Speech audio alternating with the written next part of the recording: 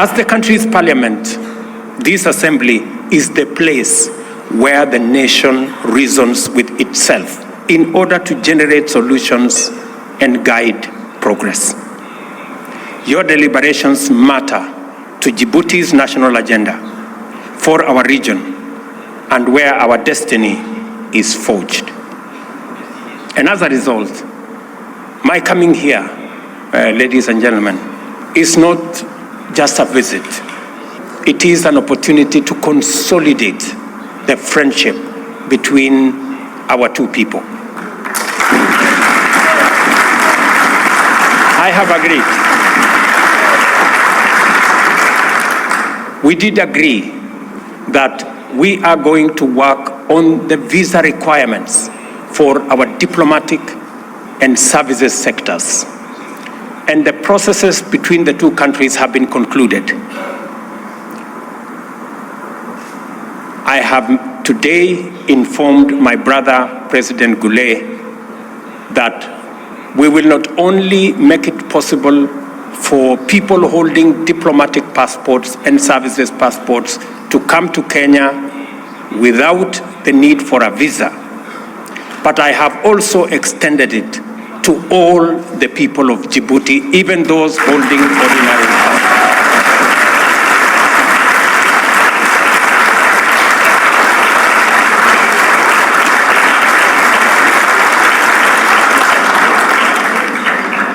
From today, it is now possible for you to travel to Nairobi and Kenya without the requirement of a visa.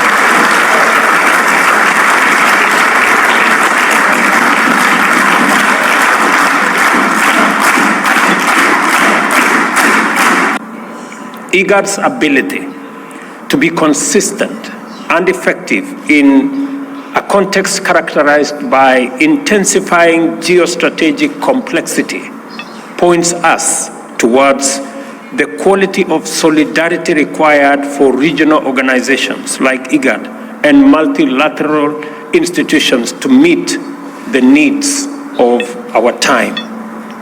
I am happy to state that Kenya and Djibouti remain united in their commitment to strengthen the critical regional mechanism like IGAD.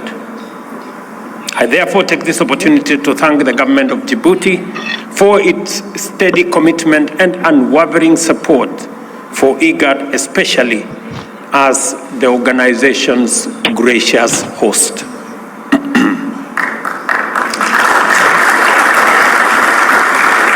Aside from IGAD, Kenya and Djibouti are brought together by a common goal of promoting peace and stability in the Horn of Africa through other mechanisms.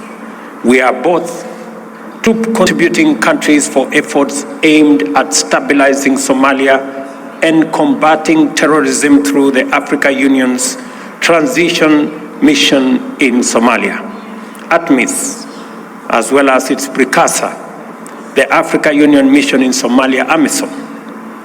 These efforts represent our shared commitment to collaborate consistently in the pursuit of our mutual interests, bilaterally, regionally, multilaterally, for the benefits of our peoples. Djibouti's geostrategic potential grows more immense as globalization advances and as geopolitical complexity intensifies. Every significant peace and security actor factors Djibouti as a component of effective global strategy as a matter of course. Djibouti is also a diplomatic hub of no mean repute. IGAD is not headquartered here by accident. I commend the progress that Djibouti is making in mobilizing effective consensus among IGAD members states on regional environmental peace and security issues. I also appreciate Djibouti's role under the leadership of His Excellency President Ismail Omar Guelleh in leading the fact-finding mission to assist in the resolution of maritime dispute with a friendly neighbor. your good offices have been a tremendous source of comfort. Africa has been arbitrarily and prejudicially profiled as risky for investment on entirely spurious grounds. As a result, the volumes and financing available for African development are traditionally minute, and the cost of these finances is notoriously extortionate. It is difficult to avoid concluding that in terms of development financing architecture, the global system is rigged against African progress. It is our role, members, honorable members, it is our role to persistently bring to the attention of the world the importance of abandoning a fundamentally unjust global financial system and the prejudicial biases and attitudes that underpin it, not solely for Africa's sake, but to avert the collective peril of humanity. As African leaders, we have to canvass this agenda at every available opportunity in every forum. It is clear now that the climate crisis will be brought under control once the global financial and governance frameworks facilitate Africa to emerge as the champion of a green industrial revolution. To get there, we have to deepen African unity, sustain and intensify our collaboration, and speak in one firm, clear voice.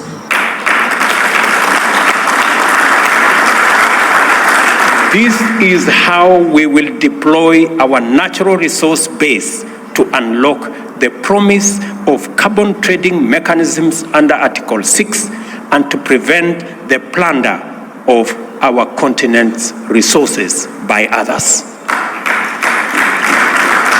To highlight the impressive scope and promise of appropriate continental instruments, let us reflect for a moment on the Africa Continental Free Trade Area. This single mechanism has inaugurated the world's largest free trade area. Under it, 54 countries have agreed to create a single market with a population of 1.4 billion and a GDP of US dollars 3.4 trillion. The free trade is projected to lift 30 million people out of extreme poverty and boost incomes by 7% or US dollars 450 billion by 2035.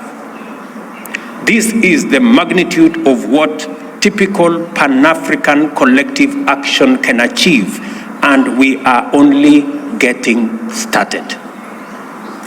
Sequencing will always be critical in these initiatives. African integration will require freer movement of people and goods, which in turn call for better infrastructure and better connectivity. Yet the soul of free trade is the medium of exchange. The barriers to easy payments and settlements across borders within our continent are simply unsustainable. Let me give you an example. Traders from Djibouti selling to Kenya, or traders from Kenya selling to Djibouti, have to look for US dollars. How is US dollars part of the trade between Djibouti and Kenya? Why?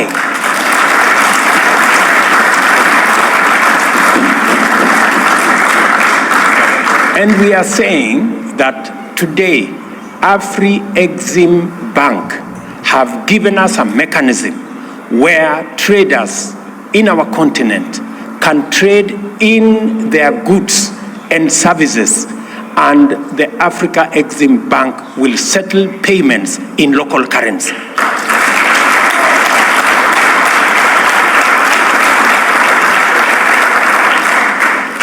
That is why Kenya champions the Pan-African payment and settlement system that is done by our own institution, the Afri-Exim Bank.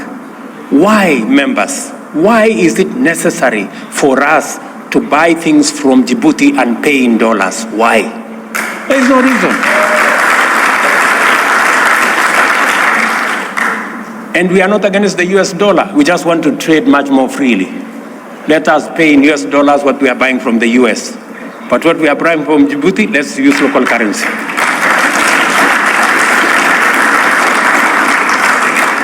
The AU reform agenda should be our top priority for African leaders to thoroughly examine and facilitate the process to ensure that the roles of the Bureau, the summit, committees, regional caucuses, the Secretariat, and commissions are appropriately streamlined, creating a continental governance body that is truly effective.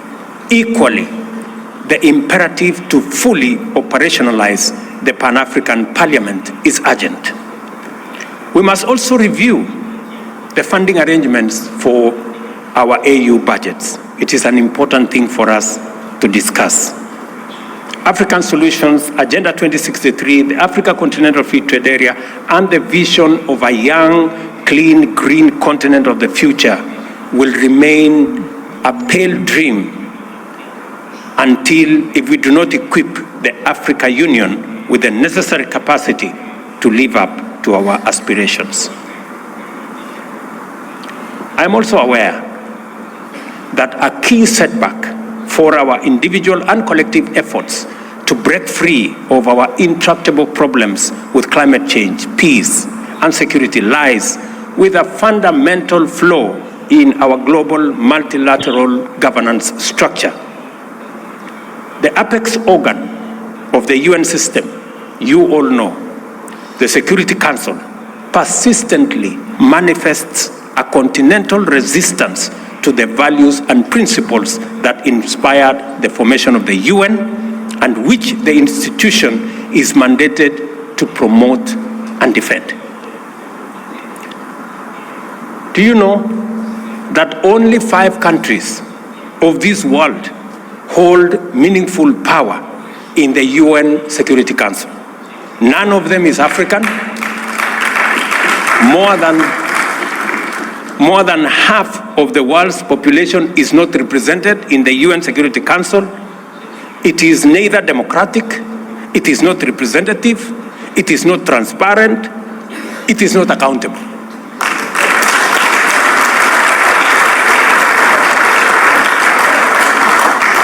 As a result, it is unable to effectively respond to the pressing peace and security needs of the parts of the world most affected by conflict and insecurity in our global south.